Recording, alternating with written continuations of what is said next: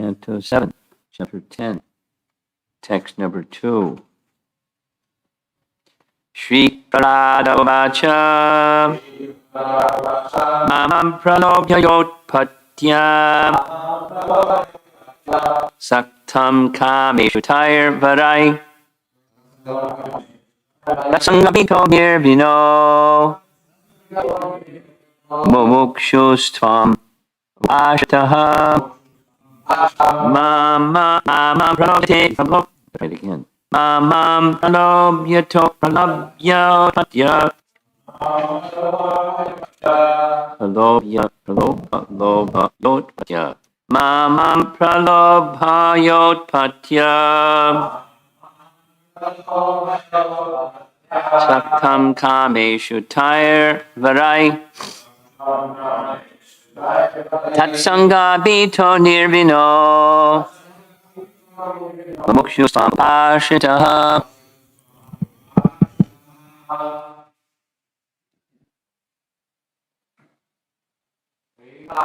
Srivadavancha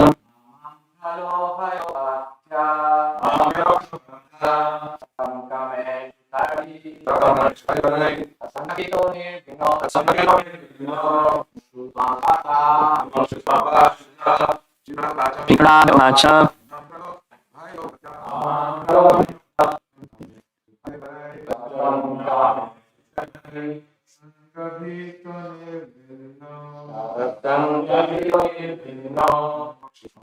Mukshu Sampashitaha Srivadavancha Mama Pralobhya Yotpatya Saktam Kameshu Tair Varai Tatsangapito Nirvino Mukshu Srivada Uvacha. The Lord Maharaj said to the Supreme Personality of Godhead, Ma, please do not, me, Pralobhaya, allure, Utpatya, because of my birth in a demoniac family. Saktam, I'm already attached. Kameshu, to material enjoyment. Tani, by all those, right, benefits and possessions. At Sangha, being afraid of such material association. Nirvinaha, completely detached from material desires. Mumukshoho, desiring to be liberated from material conditions of life. Tvam, onto your lotus feet. Ashita, I've taken shelter. Translation: I said, dear Lord, Supreme Personality, because I was born in an atheistic family, I am naturally attached to material enjoyment. Therefore, not to me with illusions. I am very much afraid of material conditions, and I desire to be liberated from materialistic life. In this way, the reason that I have taken shelter of your lotus feet. And purport by the Prabhupada. Materialistic life means attachment to the body and everything in relation to the body. This attachment is based on lust desires, sense gratification, specifically sexual enjoyment. When one is too attached to material enjoyment, he is bereft of all knowledge. Jnana. As stated in the Bhagavad Gita, those who are attached to material enjoyment are mostly inclined to worship the demigod to procure various material opulences. They are especially attached to worship of the goddess Durga and Lord Shiva, because this transcendental couple can offer their devotees all material opulence. Prahlad Maharaj was detached from all material enjoyment. He therefore fell at the lotus feet of Lord Shingadev, and not the feet of the demigod. It is to be understood that if one really wants release from this material world, from threefold miseries, and from Janarajari, or disease, one must take shelter from the Supreme Personality of Godhead, for without the Supreme Personality of God, one cannot get release from materialistic life. Atheistic men are very much attached to material enjoyment. Therefore, if they get some opportunity to more material enjoyment, they take it. Maharaj, however, was very careful with regard to the born of materialistic father, because he was empty, he had no material desires. Maybe you noticed, there's some apparent contradictions in this verse in the purport, because in the verse, Prahlad is saying he's attached, and twice in the purport, he's not attached. That's okay. One could say that he's expressing he's attached. He's expressing he's attached because of his Vaishnava humility. Oh, he's not attached. And we discussed it yesterday evening. It's not revealing oneself or low self-esteem or saying things bad about oneself when it's funny, because I'm very attached when he's not attached, or I'm very fallen when he's not fallen. It's not any of those. When minimally, he's feeling as if he's a materialistic person, but obviously he's not. Obviously he's not. These materialistic persons being subject to what he was subject to would freak out, or they would be very disturbed. And he was undisturbed, which means he didn't have material desires, and not have material desires, discussed yesterday also. That is, detachment means, right from Bhagavad Gita chapter 5, detachment means attachment to the Supreme.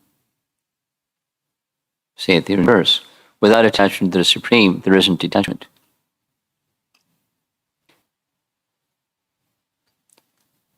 So there are teachings, there are practices where one tries to become attached. And there's two main schools, impersonalism and voidism. Now, materialists, they're not trying to become detached. They may try to moderate, but they're not trying to become detached. And trying to become detached, you have to go somewhere. You have to take shelter of something. So to take shelter of the impersonal or the voidistic picture. I'm contemplating, let's see if it happens, when I go to the suburbs, spending some time on the topic of Jiva Goswami refuting a primary core element of his teaching, which is, the Sanskrit is Kshanik Vijnana Vad. That is to say, Kshanik means a fraction of a moment. Kshanik. It's in calculation of time by the atom in the Canto Bhagavatam. Third Canto Bhagavatam. Huh? Third Canto. So one of the measures of time is less than a second. It's like the blink of an eye. So there, a core teaching of Buddhism is that consciousness, in their terminology, and Jiva Goswami just borrows from their terminology, it's Vijnana. We have a different understanding. Vijnana means realized knowledge, theoretical knowledge and realized knowledge. Jnana Vijnana. In this context, it's Vijnana means consciousness. So consciousness is momentary. The doctrine of Buddhism, the Vada, is there's only one thing. That's momentariness. No past, no future, because the past is gone, the future and others is the moment. Consciousness is momentary. So the practice in Buddhism is be in the moment. Everyone knows that phrase. Be in the moment, be in the moment, be in the moment, be in the moment. Mindfulness, be in the moment. And there's an objective to be in the moment. And there's to go beyond the moment. What's that? Nirvana. What's nirvana? Cessation of material existence. Or, in common language, void. So to go beyond desire, to go beyond hankering for material enjoyment, that's the material sphere, to go beyond. So the purport is speaking about Prahlad's only request, his reason for taking shelter is because he does have material attachment and he wants to go beyond material attachment, and his material attachment is not void. His material attachment is shelter at the lotus feet of Lord Nrsingadev. And the shelter of the lotus feet of the personality of Godhead, or a devotee, a pure devotee like Prahlad, is service. That's shelter. And then there's varieties of service, etc., etc. Goes into rasas and things like that. But Prahlad is a Vaikunthavasi. He's already attached, and he's speaking as if he's not. And that's what Prabhupada is writing in the purport. He's not. But he's speaking as if he is. It is not low self-esteem. It's humility, or it's the ongoing sense, this is important, the ongoing sense of the urgency of taking shelter. Conversely, supposing one loses the ongoing sense of the urgency of taking shelter, what does that look like? Looks like complacency. When there's complacency, what happens? Maya happens. One of Prabhupada's teachings is one is either progressing or regressing. There's no standing still. It's like, his explanation is like being in a river, this moving swiftly. If you're not progressing, you're moving with the waves of the river. So we're in a chill atmosphere. I'm sure we've all noticed. There's a material atmosphere in which we're striving to progress, and it's pushing because we're conditioned. We feel the pushing, but it's not natural. It's not who we are. It's not a natural situation. Yesterday we spent some time discussing sadhusanga. Here's the opposite. The Sanskrit is tat sangha bhito. Bhito. He has, he's afraid. Like Maya. Tat sangha bhito. He's afraid of materialistic association because the first half is materialistic association. He's not afraid of his father, obviously.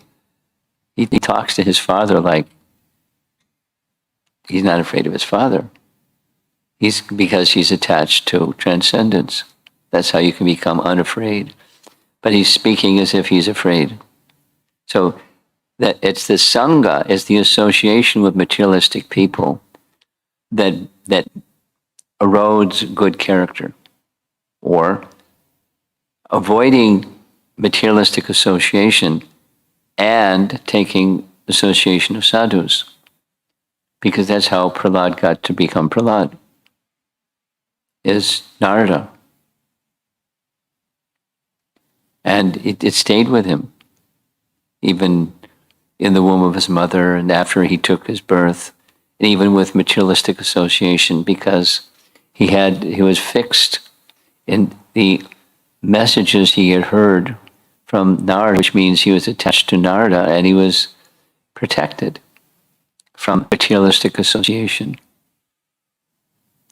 Or, as Prabhupada is saying twice in the purport, Anya Abhilash Shunyam. He didn't have other desires. Anya, Abhilash, means other. Abhilash means desires. And Dipo, Shunyam, he had no other desires. He had desire. His desirelessness was only one desire. And that's the shelter of the personality of Godhead. And the shelter of the personality of Godhead means loving service. Because what do you do when you're in the shelter of the personality of Godhead? There's neutrality, but the Vaishnava teaching begins actually with service, and then service in different moods of loving service. The first paragraph, Prabhupada spends time discussing lust. He points specifically to sex attraction. In the broader sense, lust means an unrestricted mood of enjoyment. So there can be lust just in terms of, like we spoke yesterday, greed. They're not identical, but they're two peas in the same pot. Greed is an insatiable desire to be an enjoyer of resources of material nature.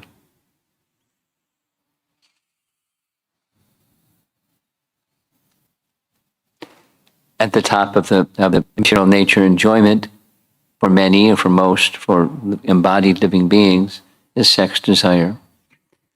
It's just built into having a body, it's there. So supposing you don't want to be pushed by that impulse that's there simply because we have a body, then you have to have shelter somewhere else. Or the way to come in contact with that which is impure is to come in contact with that which is supremely pure. quite simple. In principle, it's quite simple. And that's what he wants. I mean, just read the translation. Kindly do not tempt me with these illusions. I am very much afraid of material conditions. The Sanskrit is the material benediction for the last anything you want.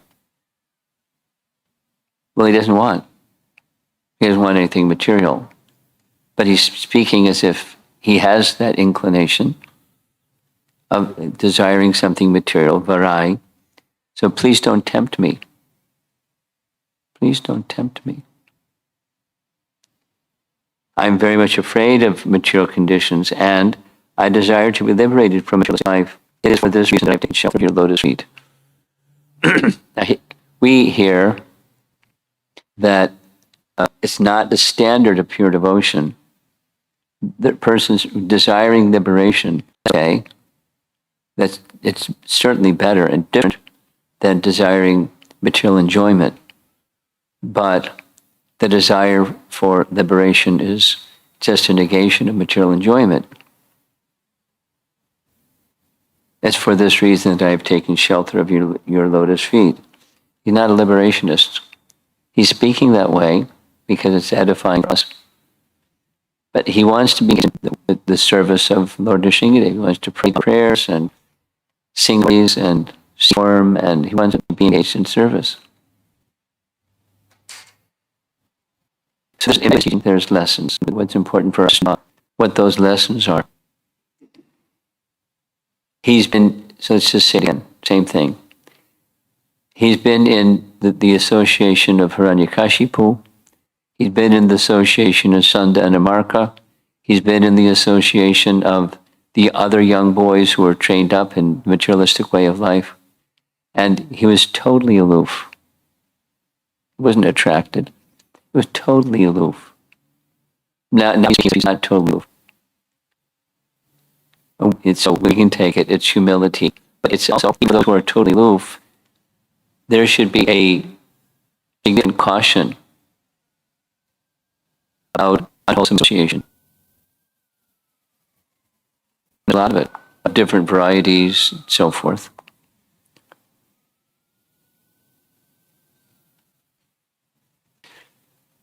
Asat Samtya. Some of the phrase is from Chaitanya. What's the characteristic of a devotee? Several places in the question was asked by Chaitanya. This is the first time was when the devotees come to Puri attend the yatra and be with in Chaitanya's association for the rainy season. And the 4 months of the rainy season, we're understanding to go. And we'll come to Lord Chaitanya's Gambhira and seek his blessings for the return journey back next year. The Saturday of the and with the devotee, and also attached to the first life. Please engage to be the first life. And the first life is taken the first life. And the Chaitanya and avoid the association. Avoid the association.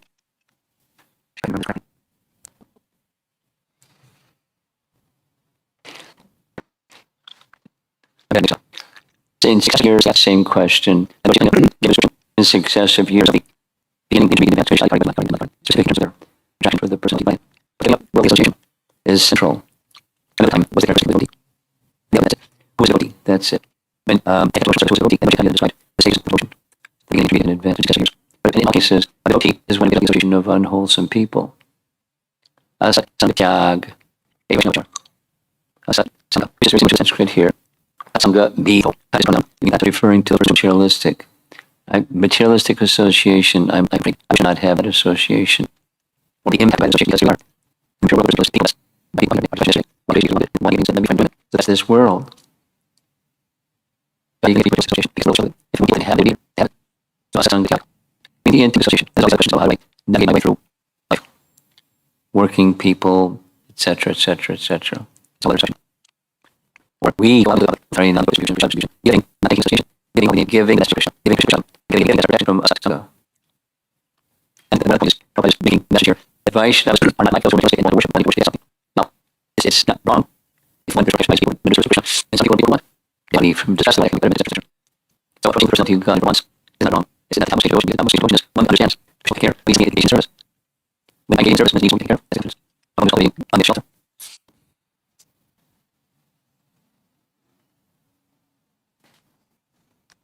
So in Purpura, there are those worship Shiva and Goddess Durga because they're using things and they have power to give material benedictions, and they give material benedictions to be flourished. If I do this little presentation on worship, which we talked about yesterday, there's a very nice section in that whole narration about does worship liberation. You know, one of the 8 abodes of Lord Shiva is Mahakala Pura, or in place there's Mahakala Pura. There's several references to this, but Lord Shiva can grant, and Durga can grant the right to a place, this mentioned earlier, that is above Devi Dham, but not yet in Haridham.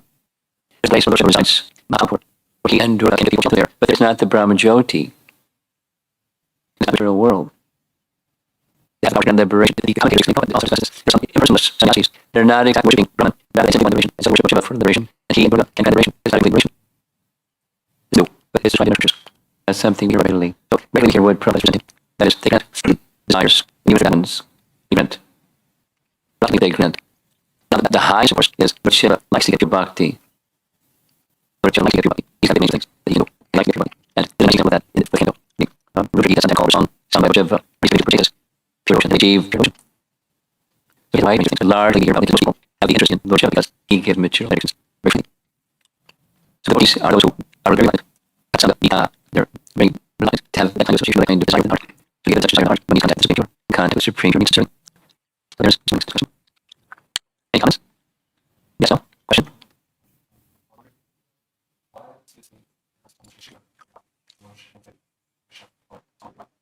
I don't have a question. Question?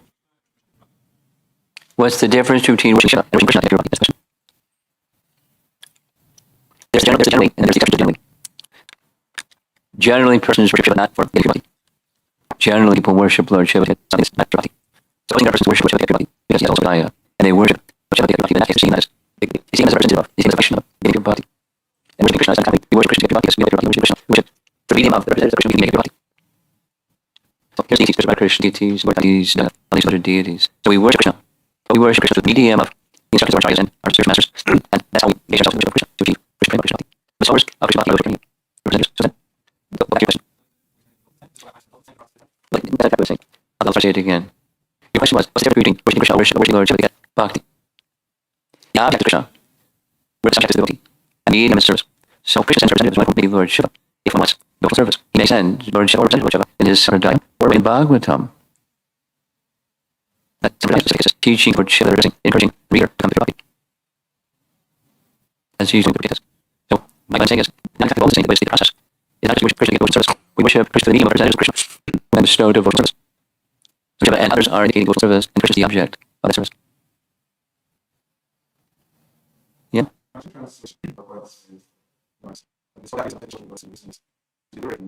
Yes.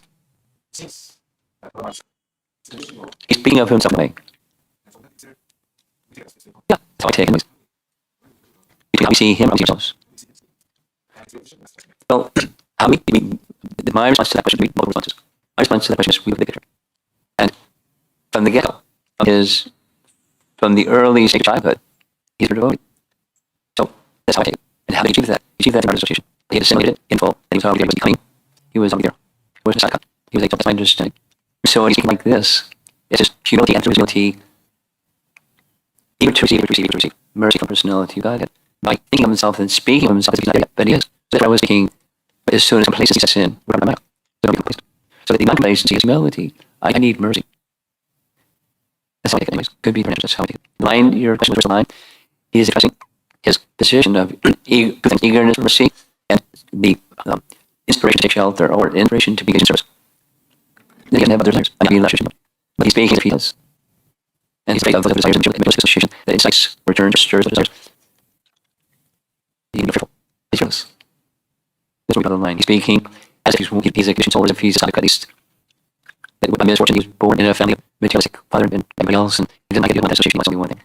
He's speaking as if he's not there because he wants, again, he wants mercy. There's always these two things: mercy and effort. So he's shocking. And he's feeling, and you just need your association, and your shelter. He's not complacent. Over there. That's not his mind.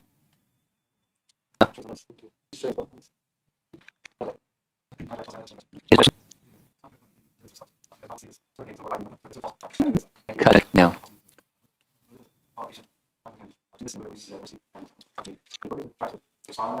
Yes, there's ways of doing it in our practice, and different ways of doing it in our practice.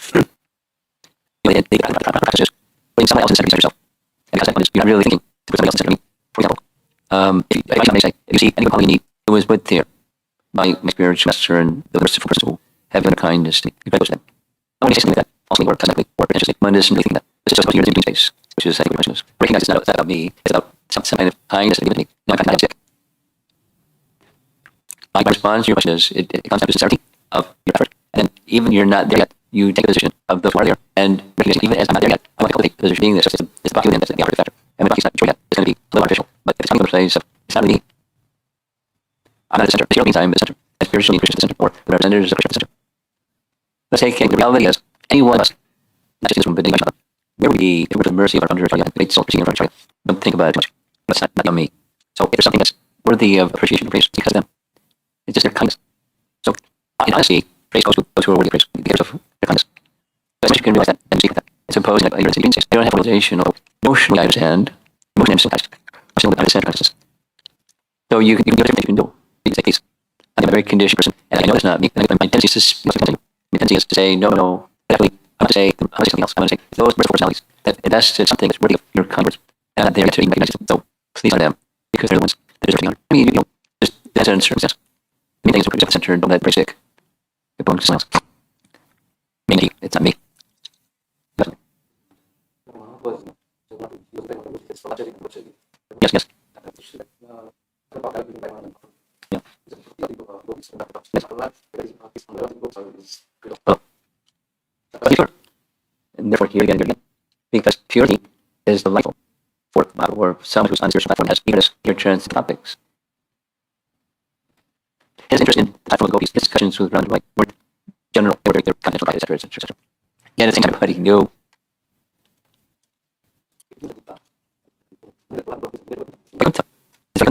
If you're go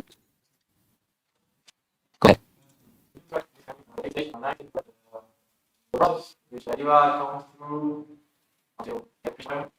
Your question is.